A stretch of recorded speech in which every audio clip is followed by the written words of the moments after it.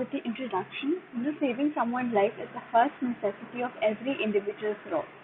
Okay, and when we deliver oxygen to the body, what happens is, it interplays on the pulmonary, the hematologic, and the cardiovascular system. They are active. So that's why we need oxygen in the body. Now, if any person is not getting enough of oxygen or having any cardiac arrest, then we have to save someone's life. Okay, then we need the basic life support. Definition of basic life support: it is a level of medical care which is used for victims of life-threatening illness or injuries until they can be given full medical care at a hospital. So it is a medical care which is being provided to those patients who are at a risk of dying or injuries. So we will give this until a full medical care will be given to the patient in the hospital. It can be provided by trained medical personnel, including emergency medical technicians, paramedics, and by qualified bystanders. Basic life support does not include the use of drugs or invasive skills, and it can be contrasted with the provision of ACLS. So in basic life support, so remember the word basic. Okay, here we do not give any drugs, we do not give any, perform any techniques or equipment used. So in basic life support, we only use the CPR. Okay, and basic life support, it is further, it is further improved. The patient's condition will be further improved when he or she will get ACLS, that is Advanced Cardiac Life Support. So definition of CPR: cardiopulmonary resuscitation, CPR. It is an emergency procedure that combines chest compression, often with artificial ventilation, in effort to preserve the brain function. So we need compression, we need to give airway maintenance to the patient, that is ventilation. Okay, why do we give this? So that the brain function will be normal, and it will restore the spontaneous blood circulation and breathing in a patient with cardiac arrest. Now, CPR is a life-saving technique which is useful in any emergencies, including heart attack or any near drowning in which someone is breathing. So, in cases like drowning, heart attack, cardiac arrest, okay, in such conditions which are life-threatening, CPR is required. So CPR is as easy as CAB. So we have to remember CAB, not ABC, but CAB, that is compression, A for airway, and B for breathing. So the physiology of CPR involves the generating a pressure gradient between the arterial and the venous vascular bed. CPR achieves this by multiple mechanisms. The brain may sustain damage after the blood flow has been stopped for about 4 minutes and irreversible damage for about 7 minutes. Okay, so here if the blood flow is not going to the brain properly, then if the blood flow has been stopped to flow to the brain, then it will take 4 minutes for several damages. Okay, and typically if blood flow stops for 1 to 2 hours, then the body cells will die. Therefore, CPR is effective only if performed within that 7 minutes of stoppage of blood flow. So that is why CPR should be given before the body cells die. The heart also rapidly loses the ability to maintain a normal rhythm. Low body temperature, as sometimes seen in near drowning, prolong the time the brain survives. Following cardiac arrest, effective CPR helps or enables the oxygen to reach the brain to delay brain stem death, and it allows the heart to remain responsive to the defibrillation. Now, what are the indications for performing CPR? Okay, first is unresponsive. Okay, person is having no response and no breathing. Number 2, ventricular fibrillation and ventricular tachycardia. So these are some of the abnormal rhythms of the heart. Next, patient is on cardiac arrest. Okay, there is no electrical stimulation, or there is no electrical signals which are being transmitted. Next, drug overdose. In such cases also we will give CPR. Drowning.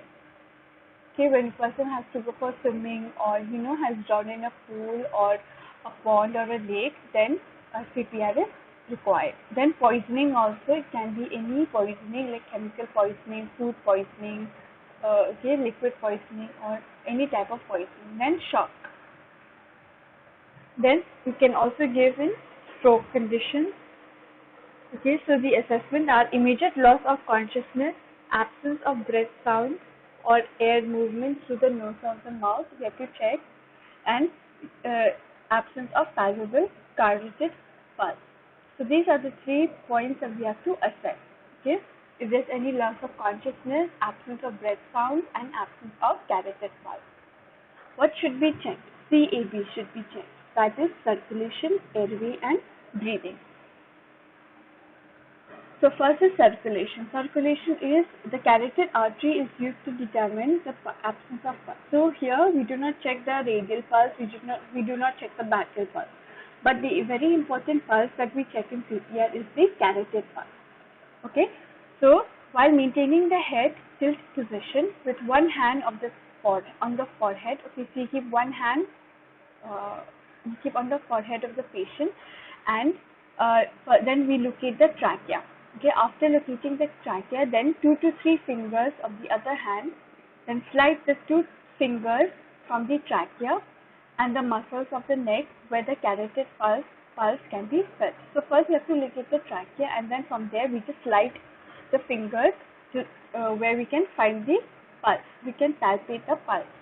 The technique is more easily performed on the side nearest the chest grove. So you are facing this side on the left side, then you put the carotid pulse on the left side or on the right side also. Next, if on assessment there are no signs of circulation, then we start with compression. Okay, so if we find that there is no circulation, means there is no pulse, carotid pulse, then we have to start with compression. So if there is no signs of circulation, perform chest compression at the rate of 120 per minute, which is followed by 2 breaths. Okay, and the ratio here is compression ratio to breath is 30:2. So 30 compressions we will give to the patient, and after that we will give 2 breaths.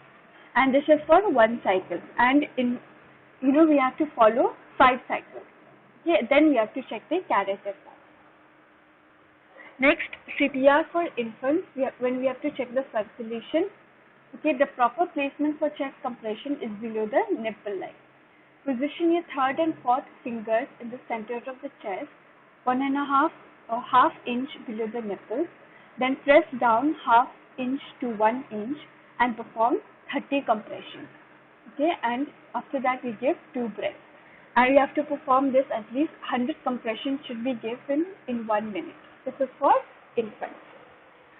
So that was about compression. Now come to airway. So airway, what do we maintain? We have to we have to see that the airway is clear. Okay, so we open the patient's airway using the head tilt chin lift. Okay, so we have to tilt the head, and we have to lift the chin. So this is called the head tilt chin lift maneuver, or jaw thrust for cervically injured patients. Okay, and what you have to see if the patient is breathing, and we have to make sure that the airway is clear. Next, we provide the breathing. So in breathing, we have to give 2 breaths. Okay, deliver 2 slow initial breaths, 2 seconds per breath, and we have to maintain a seal. When we have to give the breath, we have to make a seal. Okay, so we have to pinch the nose of the patient and lift the chins of the patient. Okay, and when we give the breath, we have to seal around the patient's mouth and nose. And while giving the breath, we have to make sure that the chest is rising and falling. So this is the way of giving the breath. Now come to the steps of CPR. Okay, so what is the step first? You have to check. Okay, before giving any CPR, you have to check if the environment is safe. Okay, is the environment safe for the person? Is the person conscious or unconscious? If the person appears unconscious, okay, then we have to tap on the shoulder of the patient and ask loudly. Okay, not softly, but loudly. Are you okay? Are you okay? If the person does not respond and two people are available, then one should call the local emergency number or the emergency number, and the other should get the AED, that is the defibrillator, and we should start with the CPR. So next is this is the way how you give the chest compression. So the provider should do the following techniques. One is you have to check the carotid part. Next, we have to start the compression within 10 seconds. Okay, and this is the way you have to give the compression. Your hands, your arms, and the shoulders should be straight. Okay, so the shoulders are directly over the sternum. Okay, you can see here this is totally direct and parallel, and the elbows are locked and arms are kept straight. So the arms should be straight and the elbows are locked. Then place the heel of one hand on the patient's sternum, that is 3.8 centimeter or 1 to 1.5 inch from the tip of the thigh point. The fingers may either be extended or interlaced, but should be kept off the chest. So it depends on you. You want to extend your fingers or you want to interlace it, but you have to make sure that it should be off the chest of the patient. Okay, so therefore we do not have to put pressure on the chest. Next, extend the elbows and provider leans directly over the patient. Now press down, give compression for at least 2 to 2.4 inches or in centimeter, that is 5 to 6 centimeters. Next, release the chest and allow it to recoil. So after giving the compression, okay, then you have to allow for the chest to recoil back. Then you give another compression. So the rate of the compression should be at least 100 to 120 per minute. Okay, so in 1 minute you have to give at least 100 to 120 compression. Now the key phrase while you're giving the chest compression, the words that you can remember is push hard and fast. This is about the chest compression. So we have to give how many compressions? 30 compressions. And what is the depth that we have to compress or we have to push, that is 2 to 2.4 inches or 5 to 6 centimeters. Then after 30 compressions, okay, after you've given the 30 compressions, then 2 breaths should be given to the patient. This entire process is repeated until a pulse returns or the patient is transferred to the hospital. To prevent the provider fatigue or injury, new providers should intervene every 2 to 3 minutes. That is, you can swap or you can exchange. Okay, so the provider should swap out, giving the chest compressor a rest while the other rescuer will continue with the CPR. So you can to save your energy, you can exchange. So this is about compression. Next is the ventilation. You have to maintain the ventilation in the patient. You have to make sure that the airway is clear, the mouth is clear from any foreign object, and you have to use your head tilt and the chin lift maneuver. Next is the to perform the mouth-to-mouth technique. Okay, first you have to remember you have to pinch the nose of the patient and lift the patient's chin. And after giving 30 compressions, then you only give 2 breaths of air. Give each breath approximately 1 second with enough force to make the patient's chest rise. And while giving the breath, we have to make sure that the chest is rising. Or if the chest is not rising, then it means there is a failure. After giving the 2 breaths, then you have to continue with the CPR, with the chest compression. So 30 compressions, 2 breaths. Then check the carotid pulse. If the carotid pulse is not present, then continue with the chest compression. Next is the defibrillation. Defibrillation is a process where we use defibrillators. Okay, and these defibrillators, they are using electrical energy to provide to stimulate the heart to pump and maintain its normal rhythm. So AEDs or automated external defibrillators. Okay, so these are portable. This is an AED. These are portable defibrillators. They are lightweight. They are very light, and they are battery operated. They are portable devices that are easy to use. So you can carry them anywhere. The four basic steps which are used in AED operation are: first, you have to turn on the power. Okay, there is a power button here, so you have to turn it on. This is the green button. This is the power button. So you push on the power button. Next, you can see these are called the pads. Okay, so you place the AED pads on the patient's chest, and after placing there will be a sticker. So you remove the sticker and you place the pads on the patient's chest, and after that, uh, analyze the patient's rhythm by pushing the button on the AED labeled analyze. So there is another button also which is written here, analyze. So you push the analyze button, and during this time, no one should touch the patient, not even you. Next, then there is another button which uh, is another button which you call as charge. Then we charge the AED and deliver the shock if indicated by the AED.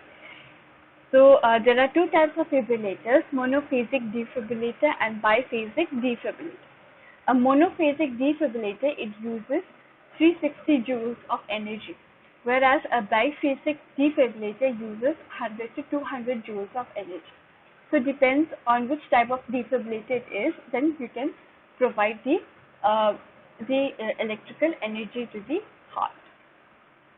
So there are some complications of AED, and there are complications of CPR. So first is the rib fracture. When you give too much of compression, okay, when you're putting so much of pressure on the chest, the ribs also they can fracture. So this is the condition. Next, there can be sternal fracture. Okay, so here also there can be fracture in the sternum. Next, because of excessive pressure, there can be heart confusion or hemothorax, that is collection of blood. Then there can be lung confusion. Okay, so here there is some bleeding inside the lung. Then there is pneumothorax, that is collection of air in the pleural cavity. Next, damage to the abdominal viscera. So the abdomen cavity also they can be injured or they can be damaged. So the guidelines according to 2015 BLS rules and regulations. So these are the following: increased emphasis has been placed on high quality performance that targets the compression of adequate rate and depth, allowing the complete chest recoil between compression and interruption in compression. So these are some of the guidelines. Number one, the compression rate is modified to a range of 100 to 120 per minute. Okay, so the compression rate is modified now to the range between 100 to 120 per minute. Next, the compression depth for adults, it is modified to at least 2 inches, but it should not exceed 2.4 inches. So the range here, the new range of compression depth is 2 to 2.4 inches or 5 to 6 centimeters. And the third guideline is to allow the full chest wall recoil. Okay, you must allow the chest to recoil back. Okay, or else there is no point of giving compression. Or breath. Rescuers must avoid leaning on the chest between compression. So that is why we have to avoid leaning on the chest, because it can cause fracture. So there are two types of rhythm that we have to remember, okay, in BLS. That is, one is the shockable rhythm and the other is non-shockable rhythm. So in shockable rhythm, there are two types. One is ventricular tachycardia and the other is ventricular fibrillation. So in ventricular tachycardia, or we call it short form as VTAC, it appears on the monitor as a white, regular and very rapid rhythm. Okay, so you can see here, this is a normal, this is tachycardia, where the heart rate is fast. Okay, so you can see here, okay, so this is the case of tachycardia. Next, ventricular fibrillation, or short form we call it as VFib. on the monitor will look like a fast and energetic disorganized wavy line. So you can see here this is like a wavy line. It is disorganized. It is not organized like this, right? We don't have the same pattern. So this is a very unorganized manner. So these are the two shockable rhythms. Next, come to the non-shockable rhythm. Means there is, after giving defibrillation, the heart is not, uh, you know, uh, coming back to its normal rhythm. Okay, so non-shockable rhythms are of two types. One is PEA, pulseless electrical activity. Here the monitor will show electrical activity in the heart, but the patient will have no palpable pulse. So here in PEA, pulseless means no pulse. Okay, but the patient will show electrical activity. You can see here there is some electrical activities in the ECG. Next, asystole. Asystole is also called as flat line. Okay, if this flat line shows up in the ECG after giving defibrillation, then it means that the patient is having no cardiac output and no ventricular depolarization. So these are the two types of rhythm, shockable rhythm and non-shockable rhythm. Okay, so this is the guideline, or these are the steps of how we should give basic life support. Okay, so first is verify the scene. You have to make sure that the environment is safe. Next, the victim is unresponsive. Shout for help. Call the emergency number. Call the ambulance. Then activate the emergency response system via mobile phones. Then get an AED and emergency equipment. Okay, or we tell someone to go and get the AED and the emergency equipment. Then after that, look for no bleeding. Okay, we have to check for the bleeding, check the pulse, carotid pulse for within 10 seconds. Okay, so within 10 seconds you have to check the carotid pulse. Now normal breathing, okay, and has pulse, then we just monitor until the emergency ambulance has arrived. But if the patient is having no breathing but has a pulse, okay, then provide rescue breathing. Okay, so here this condition is patient is having no breathing, patient is not breathing, but patient is having a pulse. Okay, so what do? We give one breath every 5 to 6 seconds, or about 10 to 12 breaths per minute. Then activate the emergency response. Okay, call the ambulance. Then continue the rescue breathing. Check pulse after every 2 minutes. If no pulse, then we should begin with CPR. Okay, if possible, opioid overdose. If in case of an opioid overdose, then we should administer naloxone injection if available for protocol. Okay, so this is if this patient is having a pulse but there is no breathing. Now the third is no breathing and no pulse. Okay, so we will start with the CPR. Okay, so CPR, like I showed you in the previous slide, 30 compressions and 2 breaths we have to give, and that is for one cycle, and we have to complete how many cycles? 5 cycles. Okay, then we use AED as soon as the defibrillators or the emergency people has arrived. Now, if the AED has arrived, okay, then we check for the rhythm. Okay, so like I taught you that there are two types of rhythm, shockable and non-shockable rhythm. Okay, so we check the rhythm when the AED arrives. Then if it is shockable, yes, shockable, then we give one shock. Then we continue with the CPR after giving one shock immediately for about 2 minutes until prompted by AED to allow the rhythm check. Then continue until ACLS providers have arrived to the setting. Next, if it is non-shockable, means there is no rhythm, then we have to continue with the CPR immediately for about 2 minutes until prompted by AED. Then continue until the we continue CPR in AED until the ACLS has arrived. Okay, so this is the protocol, or this is the steps where you have to follow for basic life support.